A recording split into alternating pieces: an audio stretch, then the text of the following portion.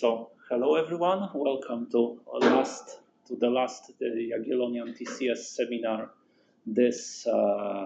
of this semester. We have Agelos Georgakopoulos from Warwick. Agelos works in graph theory, but with various connections to groups, for instance. He initiated a systematic study of so-called coarse graph theory, and this is what he's going to tell us about today. Dziękuję bardzo. Mam na imię Agelos, to znaczy anioł po grecku. Okay, I switched to English for the math now, sorry. This is joint work with Panos Papazoglou. Thank you for the introduction. Maybe it's very generous to say that we initiated the systematic study because there was work on it before, but anyway, let me give you an overview about what coarse graph theory is about. Let's say you have, some surface or some arbitrary continuous space, and you want to discretize it, to represent it in a computer, or study your space. And one way to discretize it is you can think of many ways, but you could take a Delaunay triangulation, or you could pick a bunch of discrete points and connect them when they're nearby. And this way you can obtain a graph. And then you would want to study this graph to say something about your space. But the problem is, suppose, some of us comes up with this discretization and computes the chromatic number, say, and you find it's 2, and somebody else picks the vertices somewhat differently, and the chromatic number is 7. So you haven't really learned anything about your space. You only learned about your arbitrary choice of a graph. But is there any graph theory you can do, on a discrete version of a continuous space? What kind of graph theory can you do? The answer is you can do coarse graph theory. This is kind of the definition, and let's make it precise and see how it works. We are following an approach that has been very, very successful on groups. It has really completely changed the field of geometric group theory, or maybe it has even generated it, and it also has influence elsewhere.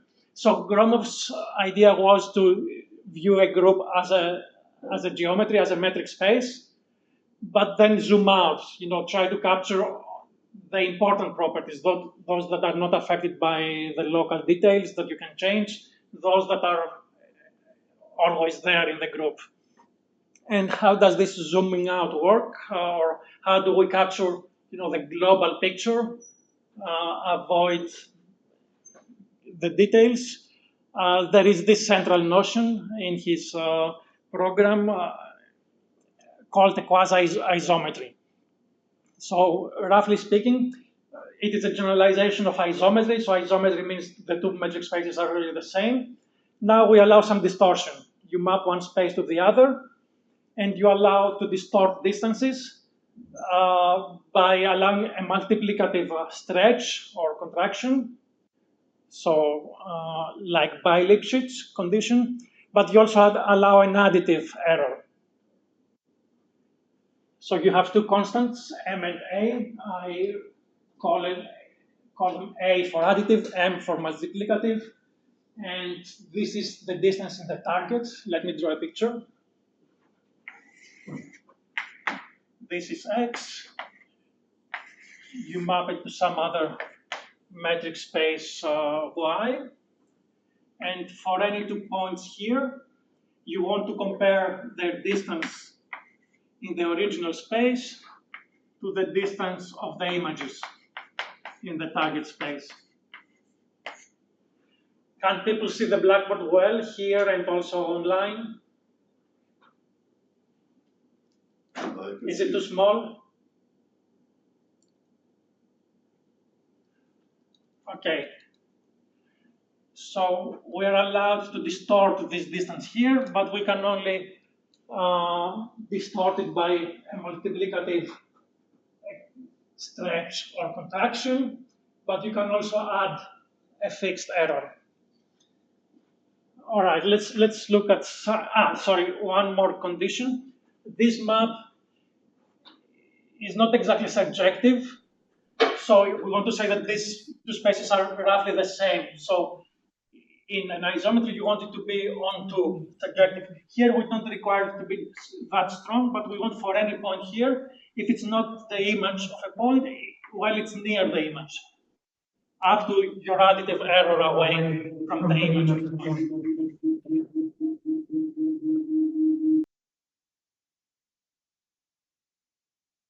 Let's look at some examples. If you take the integers, z, and the reals, let's take this to be the integers, and this to be the reals. And as a map, I just take the identity. Then it is, I'm not making any distortion. It's an isometry to a subspace, and it is a quasi-isometry because for any other point, there is some image nearby.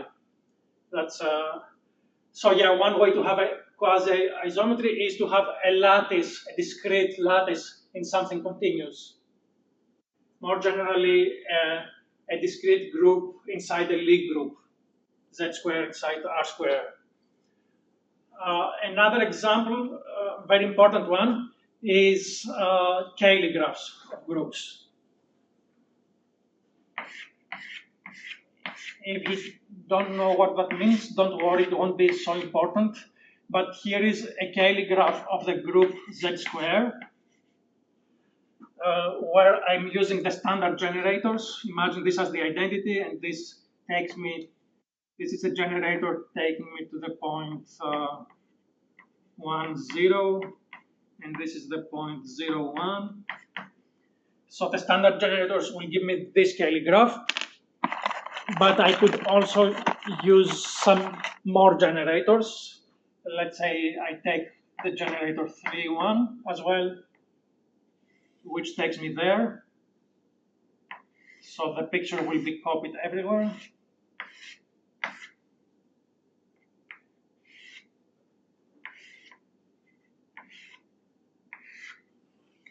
And now, if you zoom out, you see more or less the same thing, but the distances have changed. This distance used to be 4, and now it's 1. But that's more or less it. If I take 2 points that are very far apart, the new distance will be about a third of what it used to be, or a quarter of what it used to be. This is a very important example. We have groups, we can represent them with graphs, namely the Cayley graphs. But when does the Cayley graph really capture properties of the group? Does it capture or not? If I take a different Cayley graph with different generating set, will it give me something completely different? The answer is, well, they will be related by a quasi-isometry. By the way, it's an equivalence relation. You can go both ways. So yeah, this was the motivating example maybe to introduce this notion. It captures exactly when two Cayley graphs represent, or sorry, I'm not formulating it well. It is how different Cayley graphs of the same group are related to each other. And also it captures lattices, discrete groups inside continuous groups. It has many natural examples. And importantly, now the idea is we want to study groups, we want to use their graphs, the Cayley graphs, to say something about the group. We want to study properties or to find properties of Cayley graphs that are not influenced by any quasi-isometry. And therefore, if you change the different generating set, things will not change. What you're studying, what you're looking at will not change. All right, now this is the starting point of coarse graph theory. We want to study properties of graphs that remain invariant under this kind of map, under quasi-isometry. And it's not just about graphs, it will give us something great. So, you spent all your time here maybe studying graphs, and wouldn't it be great that your theorems, instead of being applicable only to graphs, to be applicable to everything. That's a great thing for a graph theorist, right? You prove something about graphs, and I'm going to tell you your theorem applies to everything, to all spaces, to surfaces, to manifolds, anything, any metric space. So yeah, this observation says is a precise way to say this, except it's valid if what you're doing, the properties you're studying, are invariant under quasi-isometry. Okay. So I'm claiming that every geodesic metric space, that is every metric space in which any 2 points are joined by a geodesic, shortest path. It is stronger than I really need here, but anyway, it's a very natural class of metric spaces. Every such space, for example, every Riemannian manifold, is quasi-isometric to some graph.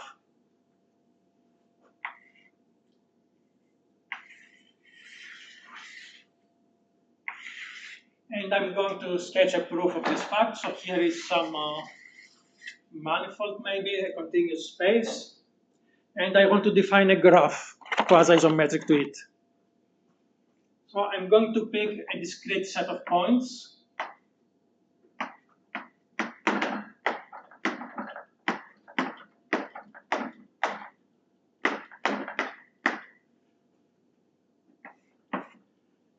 And I'm choosing this set of points so that they're not too close to each other, and any other point is close to one of them. So yeah, let's call the original space Y, and maybe instead of X, let me write V, because it's going to be the vertex set.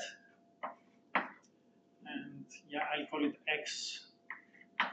V is a discrete set of points in X with the following property.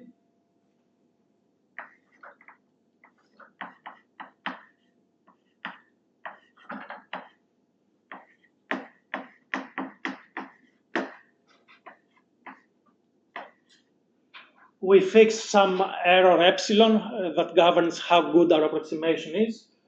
And we want these points to be epsilon far apart. And we want them to be almost surjective. So this is one property. The other is for every other point Z, there is some vertex that is nearby.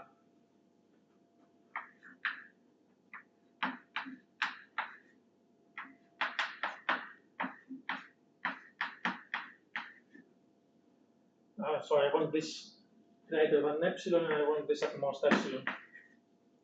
dxz, yes. Sorry, yeah. All right, and you can always find such a set V just greedily. Keep adding points as long as this is not violated. As long as there is a point that you're not covering, you can add it to your set. And keep going. Okay, so this is the vertex set. We need to define the edges.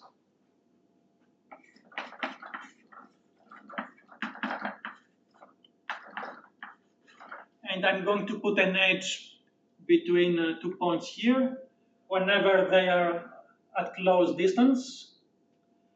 A natural guess would be something around epsilon.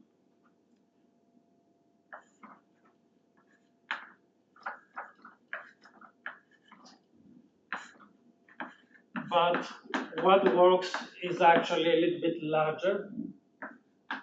Let's say 3 times epsilon. You can make this 3 a little bit smaller, but you cannot make it too smaller. I doubt 2 would work. Anything larger than 2 works. Okay, now I'm claiming that G is quasi-isometric to X.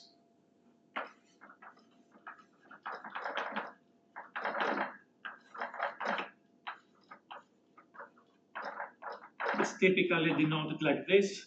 G is quasi-isometric to X. So they are both metric spaces. I'm thinking of G endowed with its graph distance.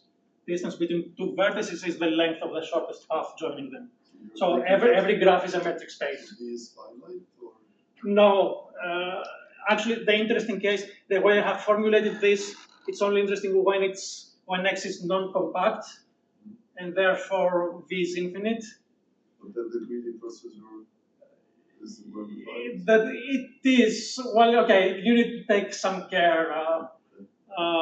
Yeah, you need to take some care, but it's not really difficult. You can start somewhere and keep exploring the neighborhood and then go to the neighborhood of larger radius and so on.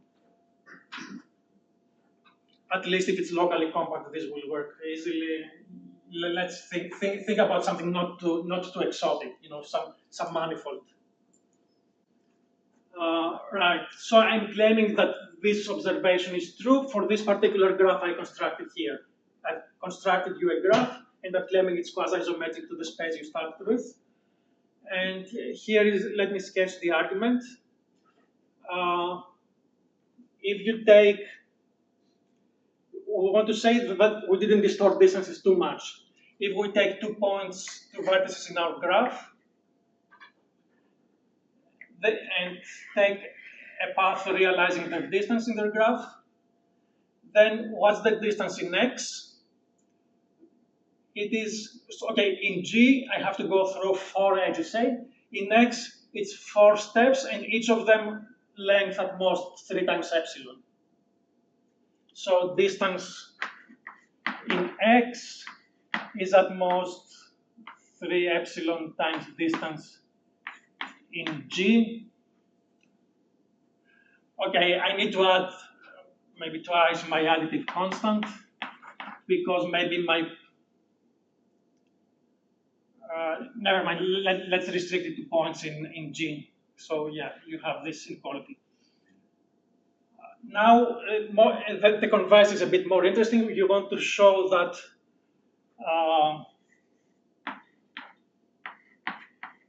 dg is at least some function of d of x. Most. Sorry, yeah.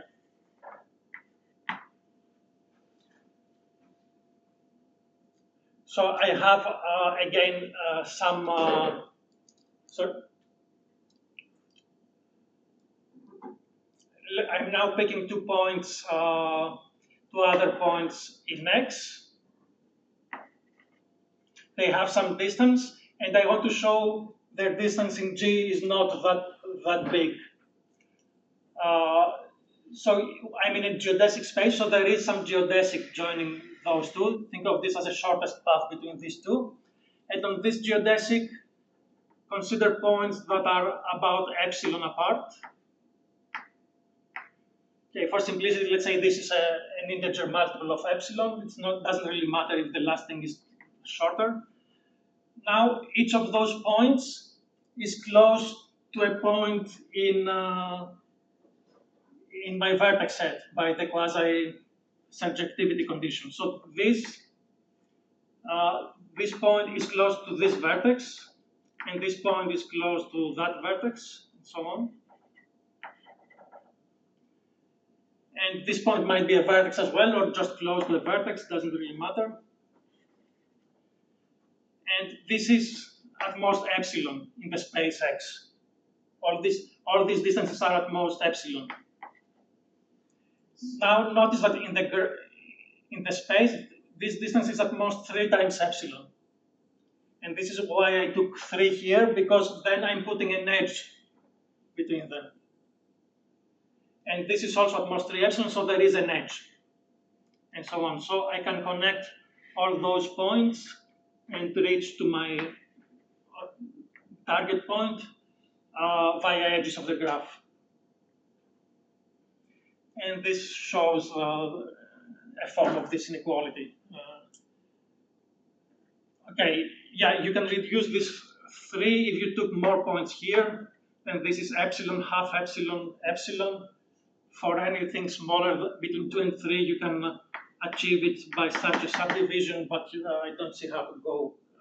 So you don't have an additive factor in this direction, you only have additive on the other direction, right? In this proof.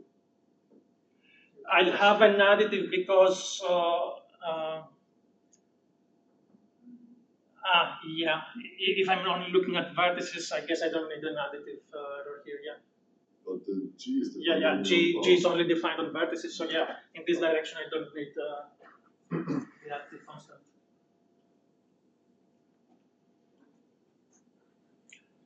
All right, great. So this is good news for us graph theorists. It means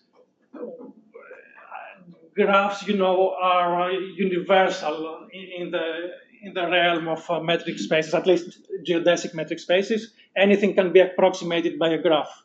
It's huge generality here. And now the question is, are there really graph theoretic properties of interest to us, graph theorists, that are really invariant under such maps? Because if they're not, what I said before was useless. So we want to have properties that really are invariant under quasi-isometries. And indeed there are. This is a notion of dimension introduced by Gromov. And it wasn't formulated this way, but this is a reformulation. And this formulation is in terms of graph coloring. So a graph has asymptotic dimension at most k, some integer. If you can color it, you can color its r power with at most k plus 1 colors for every r. Okay, let me reformulate.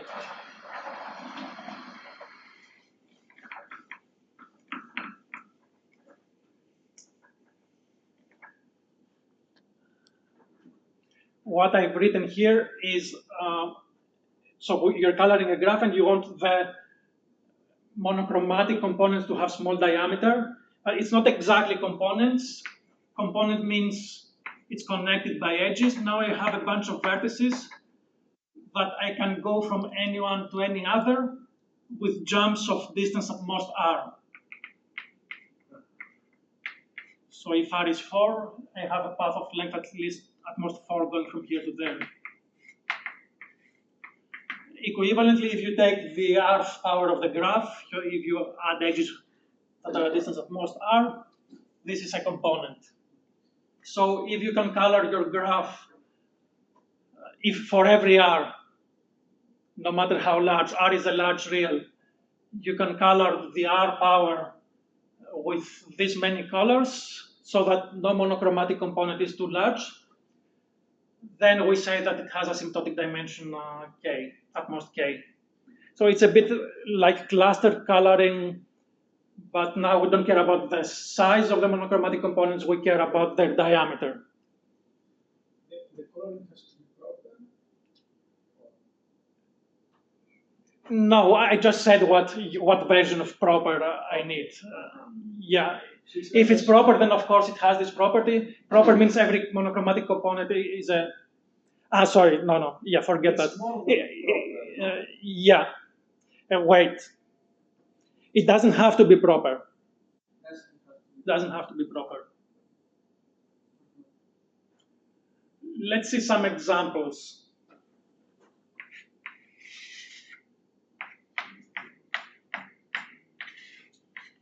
This is a very long path. You can take it to be infinite. By the way, in everything I talk about today, it doesn't matter if the graph is infinite or if it's a family of finite graphs. This is a great feature of the theory. At least great for me, having spent most of my life studying infinite graphs and feeling very lonely. Now, in all this, we don't care if the graph is finite or infinite. But okay, yeah, something I wanted to mention earlier. Every finite graph is quasi-isometric to a point, to a vertex, if you take the constants large enough. Just take the additive error to be the diameter of your graph. This trivializes, but we want to keep the constants fixed and choose any graph in a certain family. For example, any planar graph.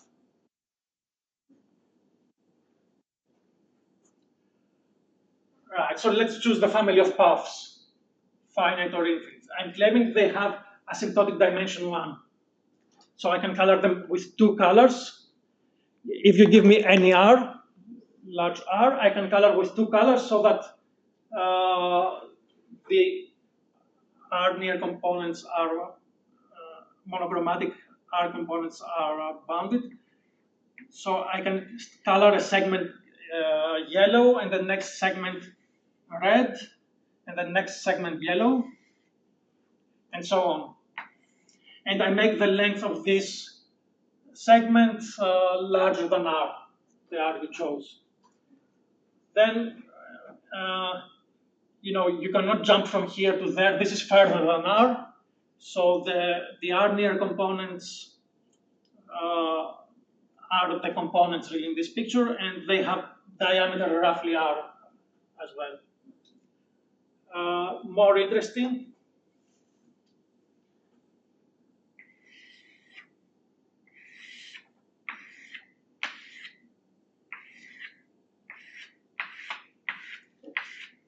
Let's take this grid. I'm claiming it has asymptotic dimension 2, at most 2, so I can color it with two colors, with three colors. And I can do it in a familiar pattern, a brick wall pattern.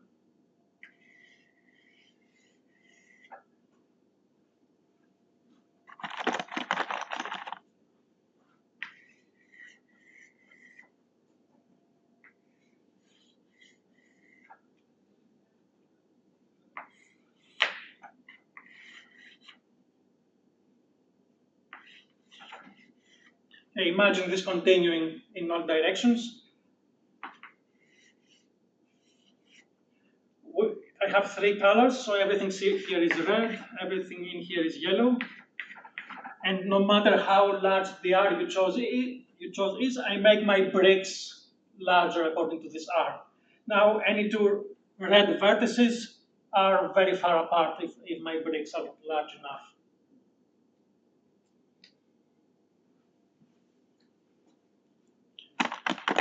Okay, the great thing about this kind of coloring is, again, it doesn't matter if the space is discrete or continuous.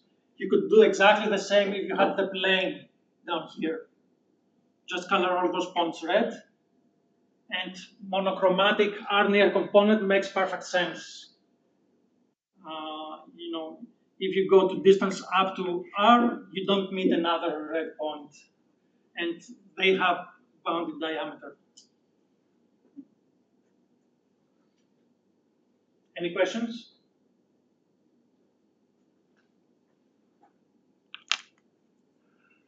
All right, so my interest in this whole area started with this paper of Fujiwara and Papazoglou.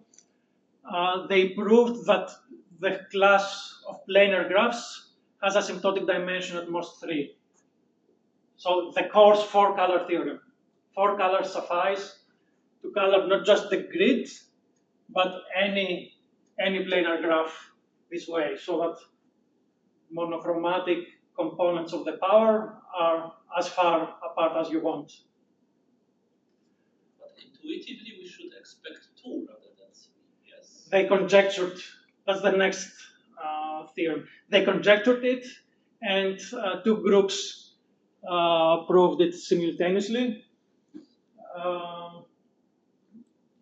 Jorgensen and Lang, and at the same time, people you're more likely to know in this audience, Bonami, Bousquet, Esperet, Hailui, Clara, Chung Hoon, I don't know the first name, sorry, and Alex Scott, Francois Pirot. Right, so yeah, they proved this, and they proved also many more results about quasi-isometry. It's a very nice paper. And yeah, this is the optimal value. We have a coarse 3-color theorem actually for planar graphs. And this actually has some consequences. They proved something better. They proved it for a refined notion of dimension called Ashwad-Nagata dimension, which has an algorithmic variant in computer science. So more or less the same notion was discovered independently by Gromov in the setup of infinite groups, and by computer scientists who found applications of this notion to universal versions of problems like traveling salesman, Steiner tree, and other discrete optimization problems. So if your class, let's say planar graphs, has small dimension in this sense, then you can find good approximation ratios for several such problems. Yeah, it's not the focus of my talk. If you want, you can ask me. But the point is, it really has even algorithmic or computational implications. This type of coloring.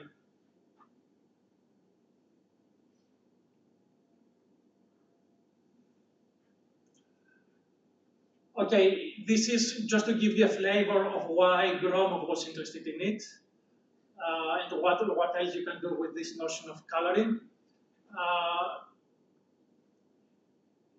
It is known that any Cayley graph of a group, a finitely generated group, that has finite asymptotic dimension, so finite coarse chromatic number.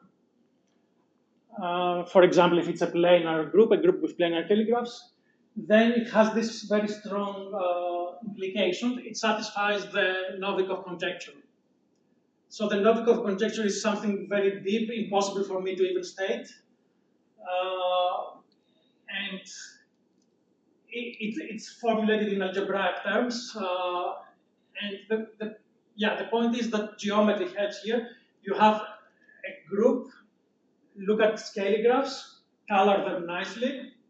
Then this nice coloring implies that you can embed them nicely in a geometric space, very nice geometric space that you understand, namely Hilbert space. So from nice colorings, you can have good embeddings into Hilbert space, where you control the distortion. And this implies that they satisfy this deep conjecture.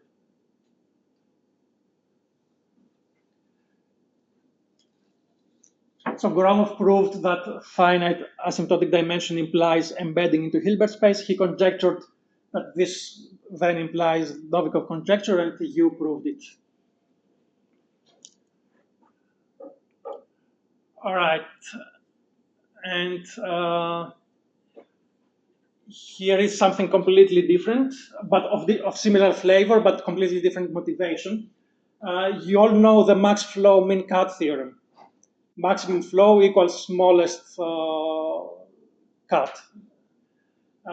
This is we're interested in a generalization where instead of one thing flowing, you don't have just water, you have several commodities flowing. And you want an analog of max flow min cut. Well, you don't have the exact analog, but maybe you have a bounded ratio between, the obvious bound from a cut and what you expect from a flow, what you can achieve with a flow. And this theorem says that if G embeds into L1, so a certain normed space, similar to Hilbert space is L2, if it embeds into L1 with bounded multiplicative distortion, so like quasi-isometry, but without the additive error, then the ratio between min cut and max flow for multi-commodity flows is bounded. So this is not always true. Expanders don't have an unbounded ratio, but the conjecture is for nice families, in particular for planar graphs. This is a very nice conjecture. For nice graphs, you can embed into L1 with bounded distortion, and therefore you have this ratio is bounded.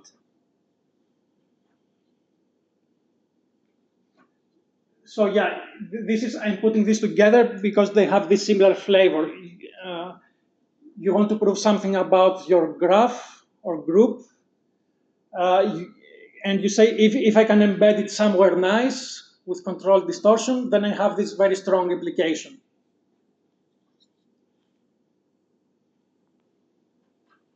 And embedding nicely is very similar to saying, can be formulated in terms of quasi-isometry.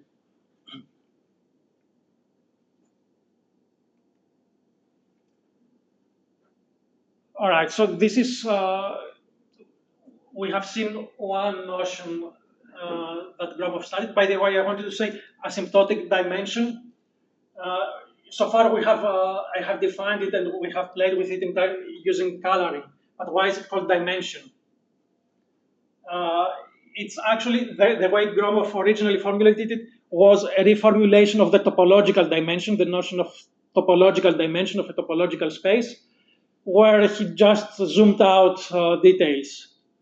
So the point is, they take, for example, the plane R square, and at each integer, I'll attach a ball of radius 1 from some huge dimensional space, let's say R to the 17.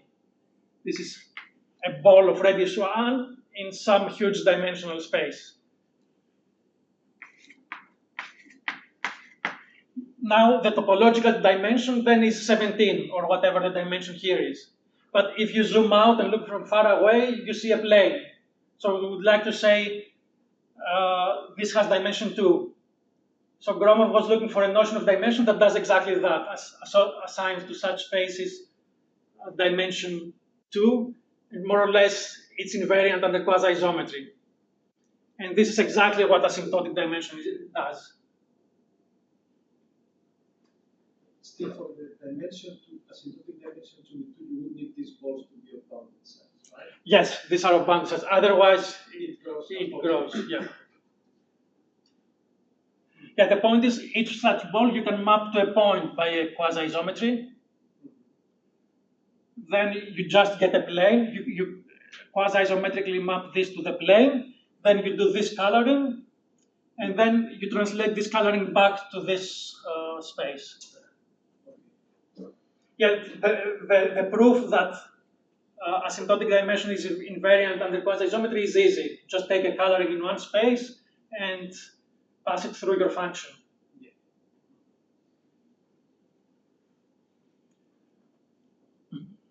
Okay, yeah. So asymptotic dimension, generalized dimension, and in the same spirit, he picked many other properties from topology and geometry and defined variants that are invariant under quasi-isometry, like simple connectedness, contractibility, notions of homology. And we now want to do the same for graphs. We generalized graph coloring in the coarse language. What about other notions of graph theory? So the rest of the talk is about this. What else can we generalize coarsely to make it invariant under quasi-isometry? Okay, this is an excerpt from Gromov's manuscript where all this was done, where asymptotic dimension was introduced. It's about a manuscript about 200 pages long, and Gromov states that it doesn't contain theorems really. Okay, this is not quite right, but anyway, in our paper with Panos, we improved on Gromov in the sense that we have even less theorems. Okay, so as I said, we want to generalize other notions of graph theory in the coarse language. And the first notion we will think about now is the notion of minors, graph minors. Let me remind you, what does it mean for a graph to be a minor of another graph?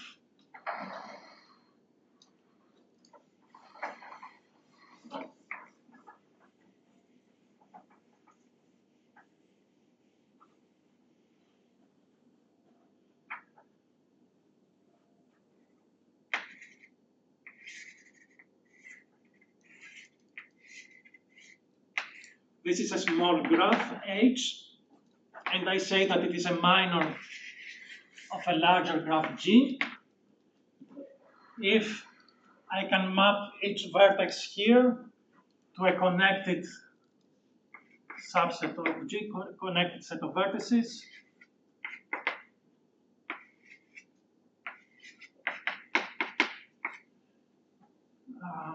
So that there is an edge between the corresponding sets. If there is an edge here, whenever there is an edge here, there is also an edge in this picture.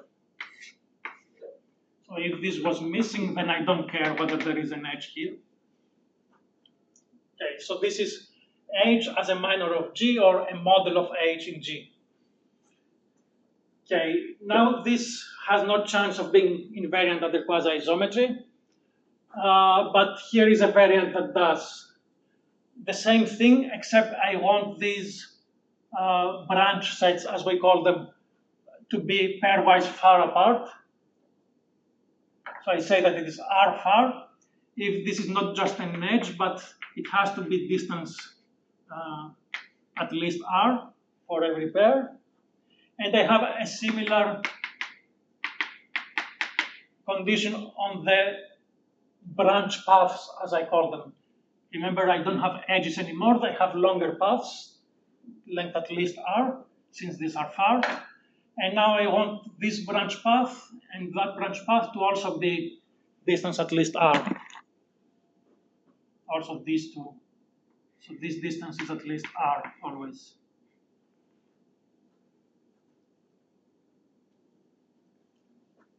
Is the definition clear?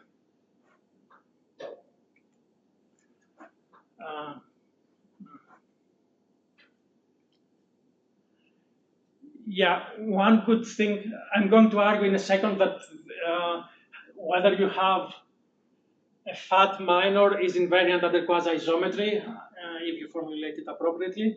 But first, let me mention a feature I like.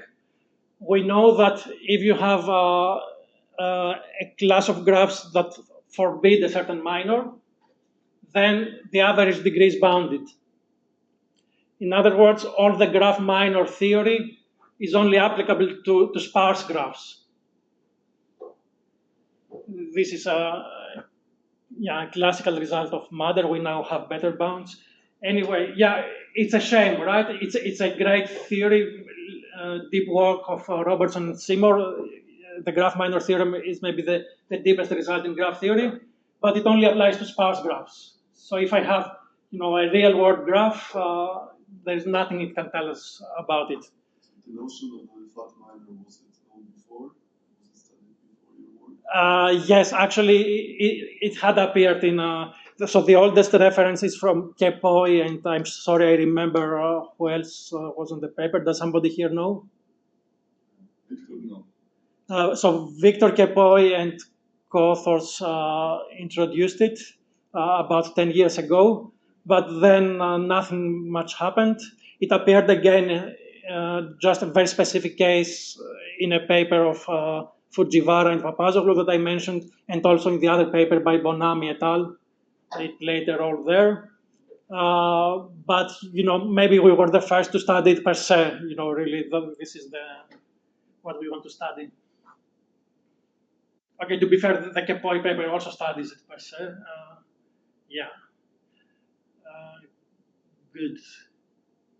Yeah, I'm not claiming we were the first to study it, but we are putting it in this context of invariance under quasi-isometry. Okay, so I was saying classical graph minor theory only applies to sparse classes, but this one is much more general. That's because if you have a large clique, so imagine this as Kn, very large N, then from the geometric point of view, it is just a point. It's quasi-isometric to a point with very small constants. So in our setup, we can suppress, we can contract huge cliques or anything bounded diameter, you can contract to a point as long as they are not incident. And this is good news because whatever we do will apply to denser graph classes. Okay, here is an example to help us understand the notion of fat minor.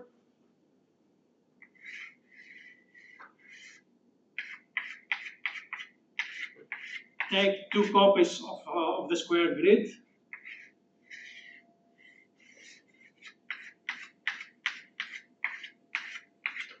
and connect each vertex with the vertex right underneath it.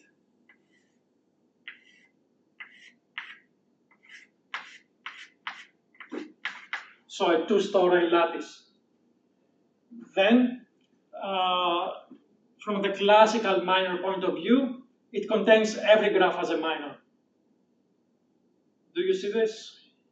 You can draw your graph down here, and allowing crosses to edge, and whenever it crosses edge, lift the one to the top floor to go above with the bridge. So any finite graph is a minor of this, but no non-planar graph is a 2-fat minor. If you try to play the same game, whenever this edge goes above this one, their distance is 1. On the other hand, if I continue this, if I make the height the same as the width, if I have a portion of cube, then you can find any graph in there as fat as you want. Put the branches far apart and connect them with edges that don't ever come close.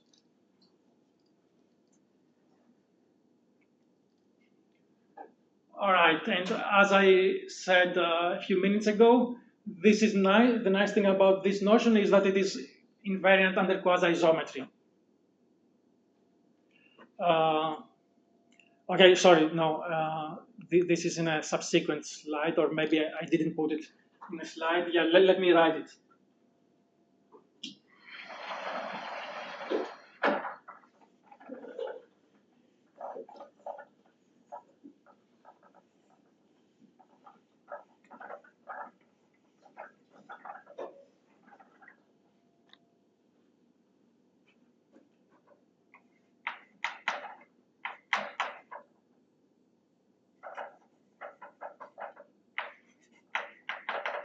I need one definition.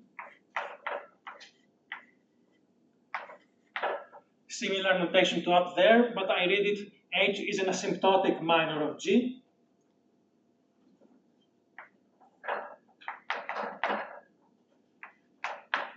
If H is an R-fat minor of G, according to that definition, for every R. So think of R as a huge number. G infinite graph, yeah. Yeah, again, G is infinite here in the simplest formulation. Otherwise, G is a family of finite graphs, and H is a fixed finite graph.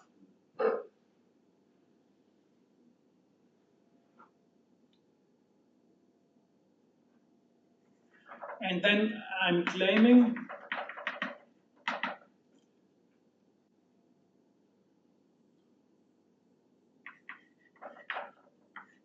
that having a given graph as asymptotic minor is invariant under quasi-isometry. In other words,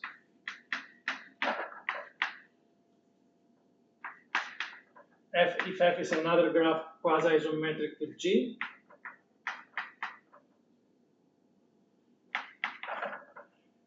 then H is also an asymptotic minor of F. Or in other words, if you converse this direction, it tells you that if G and F are 2 graphs or graph families that are quasi-isometric, then they have the same asymptotic minors, the same graphs as asymptotic minors.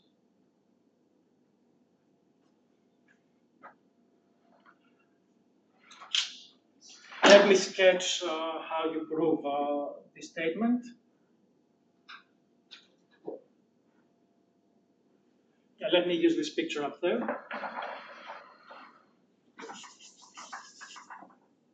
This is G, and you have a quasi-isometry to some other graph F. And the quasi-isometry has fixed constants. We fix the constants multiplicative and additive distortion. And we know by definition that for every R, H is an R fat minor of G. So I can make these bubbles, I can take them as far as I want. So having seen M and A, I choose this R as a function of M and A to be huge compared to them. So these are really far. And now just take the image of this branch set. So let's look at the image of this. It's a set of vertices that's not necessarily connected anymore. Here it was connected, but it's nearly connected because distance 1 can be stretched to a constant, namely m plus a if you calculate. So this is bounded distance. These two guys have bounded distance in the image. And therefore, since they have bounded the image, let's join them with a path of at most that length. And the same from here to there and so on. So you can create a spanning tree. You can connect this bunch of points by these paths that have, each has bounded length. Okay, I do the same for the other branch set as well. Now you may be worried a bit that these paths may go out and are coming closer to each other. So I don't understand something. So you have to prove a statement for every R, but yet you choose R to be large enough in terms of. No, I don't have to worry so much about R. So the statement, the assumption is H is an asymptotic minor of G. And yes. I want to find it as an asymptotic minor of F. So yeah, you are giving me some R down here, and you want want me to show you a graph that is this far. So I'm going over here and I'm taking this R. Okay, yeah, this is not the R that you gave me. It's an R prime that depends on the R you're trying to achieve down here. Yeah, very good point. I'm taking into account, so I'm making this astronomically far compared to M and A, but also compared to your R you are trying to achieve here. And now I'm claiming that these two branch sets are really at least R far. So what's the distance here? It's at most that distance minus whatever length I have here. But this is something bounded by M and A. And here their distance was this, their distance was this huge thing that takes your R into account. So yeah, I can definitely achieve these two to be very far. Okay, the same reasoning. There's not really so much difference between branch sets and branch paths. I play the same game with branch paths. They're mapped to something like that, and again I connect them like that. And it might not be a path, but something more complicated. But I just take a subpath.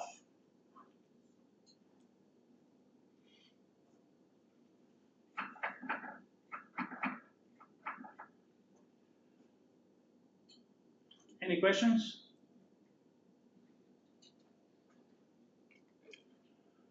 Okay, so we have a nice notion of minor that's stable under quasi-isometry. And what can we do with it graph theoretically? Is it an analog really? Can we find analogs of our classical graph minor theory? And this is a first result in this direction, an easy, one of the most basic facts about minors is so basic that it's nowhere in the graph minor theory. A graph is a forest if and only if it doesn't contain a triangle as a minor. If you contain a cycle, you contain a triangle as a minor. So let's generalize this to our coarse setup.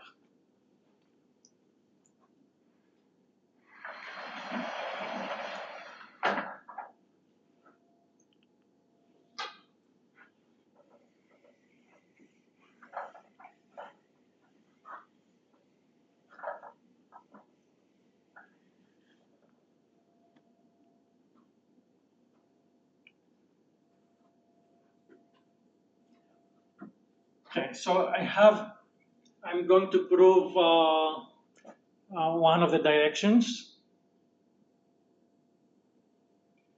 namely that if you don't have a fat K3, then you are quasi-isometric to a forest or tree if you are connected.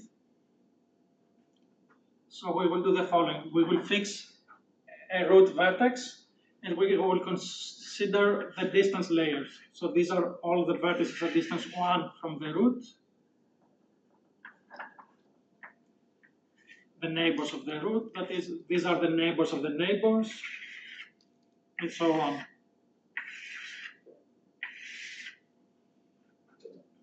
And in each layer, we are going to consider the k-near components.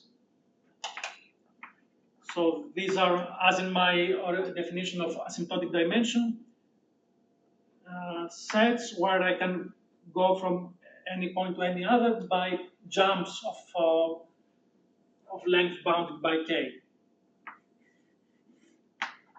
So if this is a different k-near component, this distance is greater than k for any pair. So the BFS is in the real ground G, yes? In G, yeah. Assume G is connected, I guess. Yeah, let's assume it's connected. It doesn't really change much. Okay, so the picture is like this. And the components are in what? In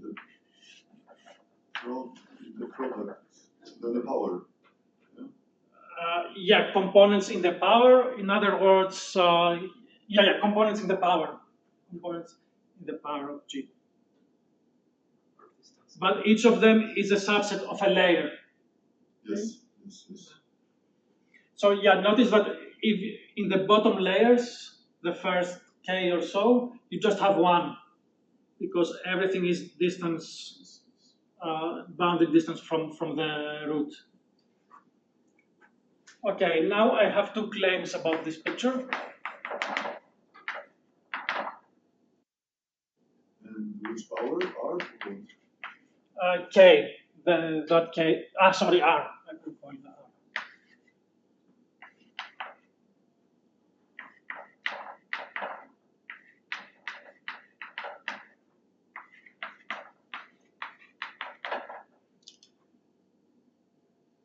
Might be right.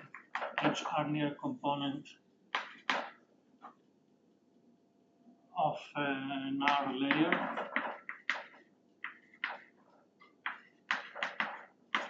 has bounded diameter.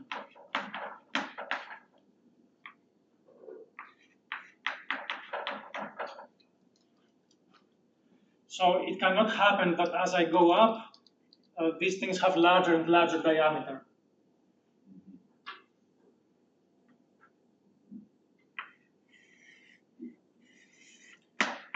Yeah, let's prove this claim.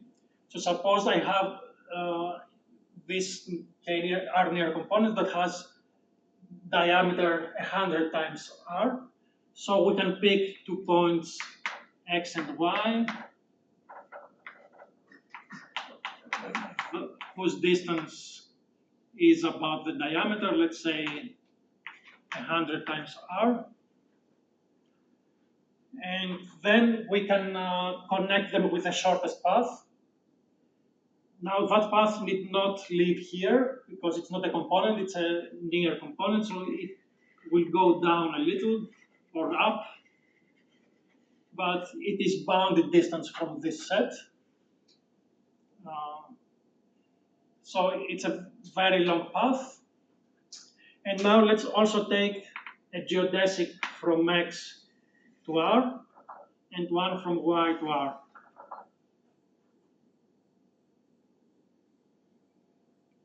And we are looking for a contradiction to our assumption that G does not have an R fat K3 minor. So it's not necessarily a path, yeah? It's a union of paths. This is a union of paths. I could erase any overlapping parts. Find the path in there. Yeah, but it doesn't really matter much. So I could take, I'm looking for 3 branch paths and the corresponding. And if I'm generous enough, I can even ignore what's up here, take a branch path here, one there, and one down here. And I can definitely make all those distances very far. So this has very large diameter. In particular, I'm very high above R. Otherwise, I would have a shortcut. But how do you know that the left box is away from the right box? So this one from Yes. that one. Right, I'm taking them not far down, I'm taking them near there. Maybe I can even contain X and Y. So since X and Y are very far, actually, you're right, I have to be more careful. I should then also take this one to be huge. Because I want these edges to be far. Yes. I want them, these are bounded things near X and Y. But wait, how do you know that they are far again, these edges then? Yeah, the edges coming from X and Y no, are 100 R. at the bottom box. You have a bottom box. Yeah, let me tell you. So let me make this about 10 R, the initial part of the geodesic of length 10 R. This one too, this is 10 R. Then the next 10 R is the red path. And everything else is one branch set. Now, anybody here, if this is closed, then I can go from here to there by this shortcut. So it cannot. But I don't understand. This is much larger than R. Why the shortcut is legit in the because the component and the layer where X and Y sits, you only make steps that are kind of R steps in the real graph. So this connection is not really possible in that component. I don't understand. This path lives in the graph. I'm building But you a every fat time you have minor to in go the back, graph. but you have to keep going back to the layer, right? Yes. And this is always distance R. Wait, Because it's an R near component. So I can only go back about R half layers and then I have to go up. But then why this other path is long? This I'm choosing by definition to be the initial segment of this geodesic of length 10R. Okay. So it's far from anything down. It's far from anything down here because this was a geodesic. So there is no shortcut. Alright. So my question is, why the two exit points from the bottom box, bottom box? These two exit points, why are they far away? Yes. This point is distance at most 20 R from X. Yes. And this is 20 R from Y. Yes. But Y and X are 100 R apart. So if these 2 points are close, if this is a shortcut, then I can go from X to Y by the triangle inequality like this. Okay, so but this path is not like a path going forward and back through the layer, but you by the distance at the top, you mean the distance in the real graph. Yes, like that. That assumption is distance in the real graph. This is in the real graph. In the whole graph, we want this to have large diameter. In particular, also in any subgraph, it has large diameter as well. Yes. Okay, so I hope I have just convinced you that claim 1 is true.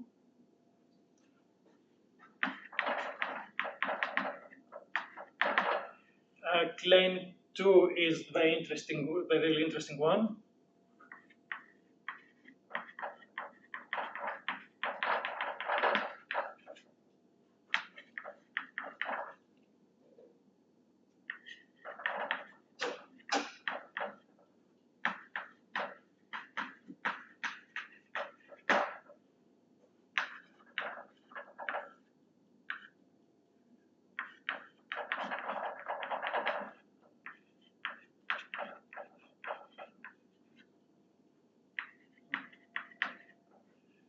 That if I contract each such box to a vertex, the resulting graph is a tree. So I contract this to a vertex and I keep the original edges of G joining them. So let me draw a new picture.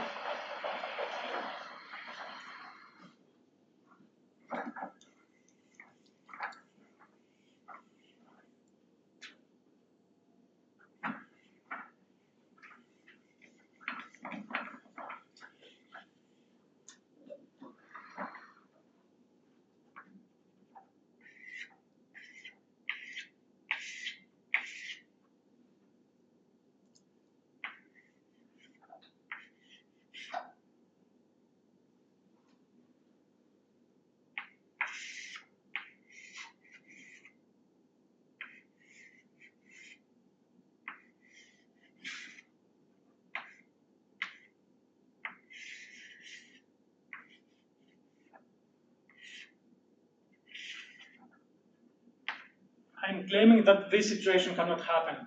So a box in some layer sending edges to two distinct boxes downstairs. If I can prove that this doesn't happen, then I have a tree. Everybody sends only one edge down. I start from the root and inductively everybody sends only one edge down, so I have a tree or forest. All right, so what's bad with this situation? Again, we're going to do something similar and find a fat triangle.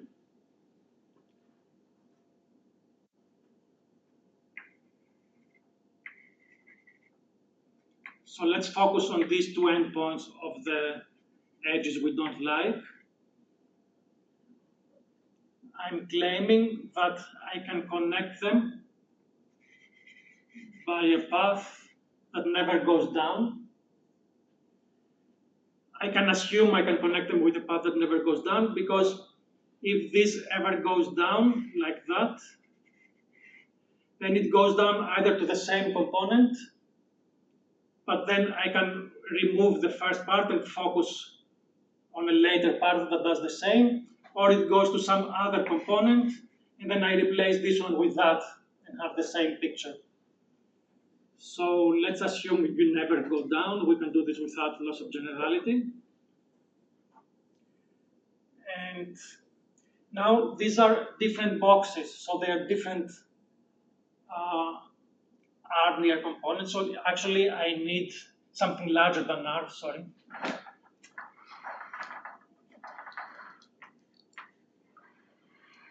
It doesn't really matter for this argument if I took R or some fixed multiple of R. So yeah, these are distinct 10 R near components, so these points are far and therefore these points are far. So I'm in a very similar situation like up there. This is a long path, and I'm trying to build the same kind of abstraction, but it's a bit more complicated here. So I'm going to pick a point. Yeah, I want one of my sets, one of my branch paths to be somewhere here, and other branch paths, I want branch paths as in that picture, here and there, and one there. The argument from above doesn't work because this is not huge. This is similar size to my constant. Okay, so yeah, but this path might be crazy. Why can I find a middle path that's far from all these two? Let alone, why can I also define branch paths on top of that connect them? So yeah, since these 2 points are far and this is a path joining them, there is a last time along this path that I'm close to here, that I'm R close to here. So here, this red path may come and go, come closer and go away. There is a last time I come close to here because eventually I need to get far. So this is the last point along this path that is R close. And then similarly after that, there is a first time that I come close to there, and everything in between is far from the picture below. And the last is before the first because these are two different components. Yes, yeah. This is R, this is, this is larger. This is 10R, and this is R. Okay, so I have found my branch sets, and here is a nice branch path joining these two, and it is far from anything that is up here. The challenge in this picture is to join these two guys with branch paths that are far from each other. Remember, branch paths must also be far from each other. I want a path from here to there and one from here to there that are far from each other. And the obvious choice, take this one and that one, doesn't work because this point may be close to that point. This path may be really wiggly. It's difficult. And the solution is, from here, just take a geodesic to this set. and from here a geodesic to that set. And these sets are very far. These geodesics are bounded distance because this point is distance r from here. So I gain the triangle inequality, like the argument up there tells me that this is far, for otherwise I have found a shortcut between these 2 points. I had to go, 5 subpaths, I concatenate 5 paths in this picture and apply the triangle inequality to get this to work.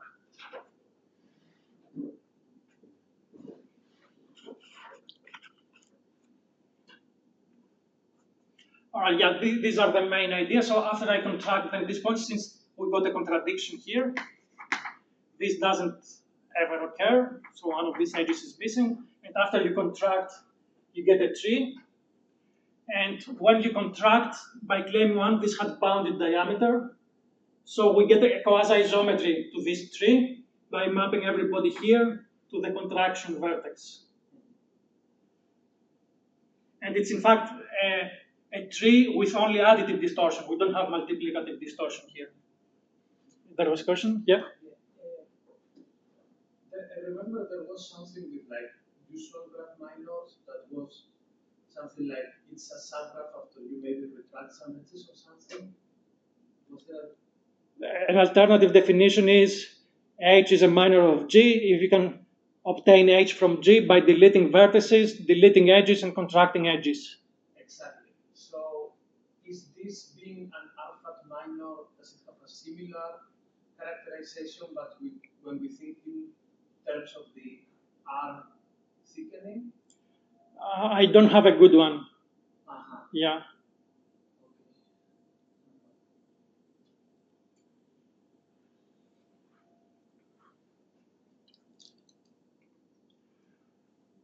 All right. Okay, now having seen this easy result that having fat triangles characterizes being quasi-isometric to a tree, you could ask, does it apply for any minor if you replace the triangle by any graph? And this is what we conjectured in the paper. So for any finite graph H, maybe you can play a similar game, and if you don't have it fat, for R fat for some R, then maybe you can contract stuff and get a graph that is quasi-isometric to the original one and doesn't contain H at all as a minor. So yeah, this was fascinating for us and apparently for other people for a few months. I'll continue the story later. So we were, I was looking for tools to approach this. This didn't work for more than some very small graphs H. So I was looking for tools to try to prove this. And what's the most fundamental tool in graph minor theory or in any kind, in all of structural graph theory? It's Menger's theorem. So we said, let's start there and get a coarse version of Menger. So what would be, let me remind you, Menger's theorem says that if you take any 2 sets of vertices in a graph, then either you can find many paths, say k disjoint paths connecting them, or you have the obvious abstraction, a set of size smaller than k that separates S from T. Exactly one of the two happens. Okay, now to make the picture coarse, we want these paths to be pairwise distance r. And the obvious abstraction where this cannot happen is if you have, instead of just 3 points, 3 sets of small diameter that separate. And we conjectured, okay, does it hold? And we were willing to be very generous here, make this radius 1,000,000, even when you're trying to achieve distance 3. The same conjecture was asked by Albrechtsen, Hahn, Jacobs, Knapp, and Wallen, and we both proved the case k equals 2, where you're looking for 2 paths, just 2 paths that are far apart. Then it's true. But it's also radius exactly L. So the constant, the relation between r and this radius was of order 150, the best bound we could get. So you're generous in terms of radius, but you're not generous in terms of the radius. In terms of the number of balls. You're very strict here. Yeah, yeah.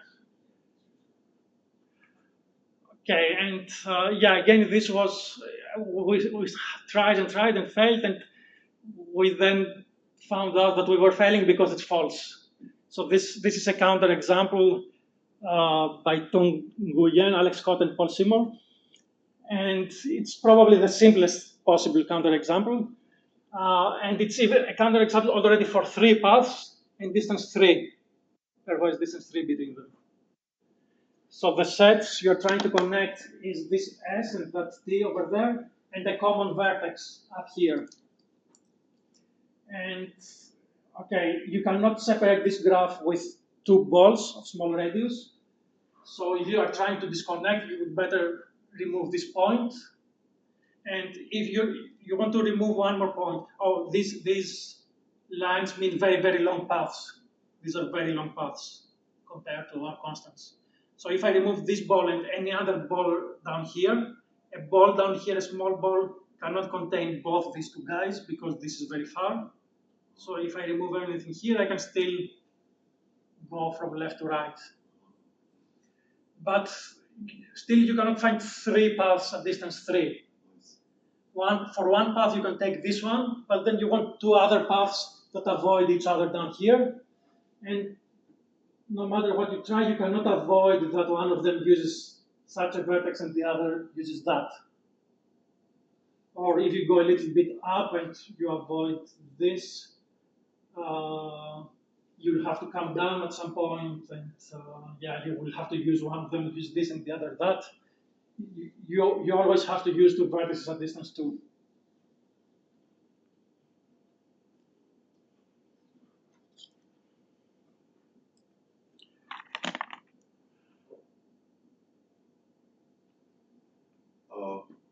Given that you're taking the first path being there at the top, I don't see how you get to this joint. Well, the second one, if you want just 2, this one and the bottom line. But you want 3, right? Or... Yeah, 2 you can find, 3 you cannot. This is the So point. given the first fix, then there are no 2... There are no 2 others. This is why it's a counter example. You cannot find... Joint, not even far away. This joint. Yeah. No, this joint you can. Okay. You can go from here. It is 3 connected. I see. Yeah. Okay, now,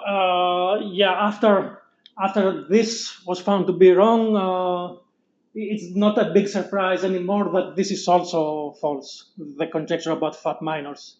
So these guys, Davis, Hickinbottom, Illingworth, and McCarthy, found a counterexample by plugging in appropriately the picture from the previous slide into a more complicated graph. Okay, now some questions remain. So that these two main conjectures were false, but questions remain. Maybe it's true for nice enough graphs H. We saw it's true for the triangle. We have found it to be true for other small graphs. The most difficult graph so far that we know, for which we know it's true, it's K4. And this is the forbidden minor characterizing series parallel graphs. So maybe for topologically defined graph classes like trees, series parallel, planar graphs, maybe for such nice topological cases it's true, who knows? And here is a question in this vein. Suppose we have a graph H, a small graph H, K4, and I just subdivide an H. And suppose H does not have this slightly larger graph H prime as a minor. Must it be quasi-isometric to a graph that doesn't have H as a minor? So maybe you have copies of H, but you cannot subdivide any of them. Can you contract a little bit to have no H at all? And this looks very simple, and I like it because it would have a nice consequence. By combining it with a fact we proved, namely, we proved that whether if you have a graph as an asymptotic minor, then you have any of its subdivisions as an asymptotic minor as well. So having H as an asymptotic minor only depends on the topological type of H, on the homeomorphism type. And combining it with this fact, it would say that the graphs that satisfy the conjecture, it only depends on the topological type of H, whether you satisfy the conjecture or not.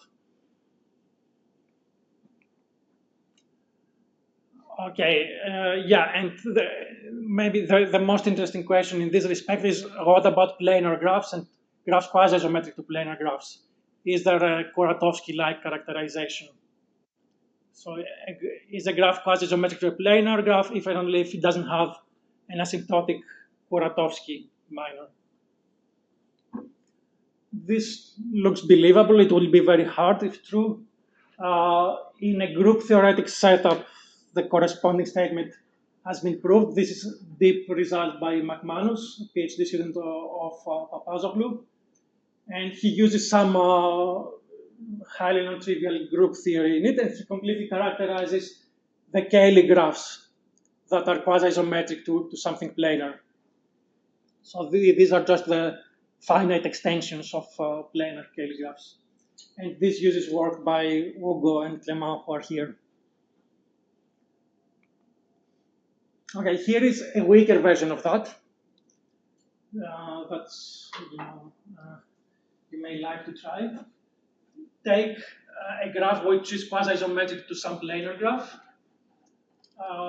And let's say a two-story planar graph, two-story grid, or more generally, two-story copy of a planar graph, and contract some edges. Any edges, many edges, infinitely many, if it's infinite. Is the result still quasi-isometric to some planar graph? So I'm saying it is weaker. So the top statement, if true, would imply this one, because by contracting, you cannot create fat minors. You can only destroy them.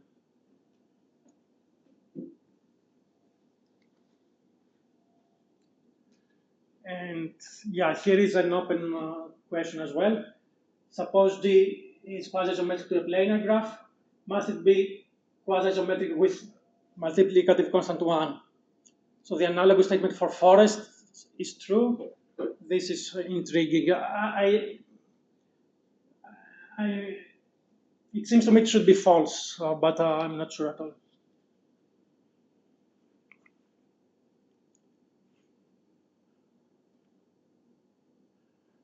Okay, another question we asked is how about the classical tree-weight theory of Robertson and Seymour? We know that a graph has bounded, or class has bounded tree width if and only if it doesn't contain, if it forbids some planar graph as a minor. And here we're trying a coarse version. What is length space? Length space, so it's a generalization of geodetic metric space. So any 2 points are joined by either a geodesic or can be approximated, the distance can be approximated by geodesics. Yeah, never mind, just put geodesic metric space there. Or just put graph. Let X be a graph. The point is, as we saw at the beginning, you can generalize from graphs to much more generality of metric spaces. There is progress again in this direction for groups by Albrechtsen and Hamann. So morally, this is true for groups. And even more recently, just on Monday, Guillen, Scott, and Seymour uploaded this result that they say was also obtained by Hickinbottom. It is of similar flavor, not proving this, but of similar flavor. G admits a 3D composition where each bag now we relax from having finitely many vertices. It is the union of finitely many sets of bounded diameter. Such a graph is quasi-isometric to a graph of bounded tree width, and vice versa. And they also obtain the best possible constants here. Yeah, while here I've been talking to Ugo, who has work related to the top question, so he is pushing the boundaries of what we know related to the top question, but it's still very open and very interesting. I think I'll skip this slide. I wanted to mention this one. You and Distel independently proved that graphs with a forbidden minor have asymptotic dimension 2. So generalizing the theorem for planar graphs from the start to arbitrary minors. And a result that has been announced by people, some of which are in the audience, hereditary classes of graphs with bounded asymptotic dimension and forbidding a Berlin graph as an induced subgraph are chi-bounded. And it's intriguing whether bounded asymptotic dimension we have to impose it here, or it is implied by forbidding any graph. So it's open whether graphs with forbidden induced minor have bounded asymptotic dimension. And when I say induced minor, I mean that branch sets are not joined by an edge if the original graph isn't. So in other words, you can obtain, you're allowed to delete vertices and contract edges, but you are no longer allowed to delete an edge. All right, I think I will stop here. Thank you very much.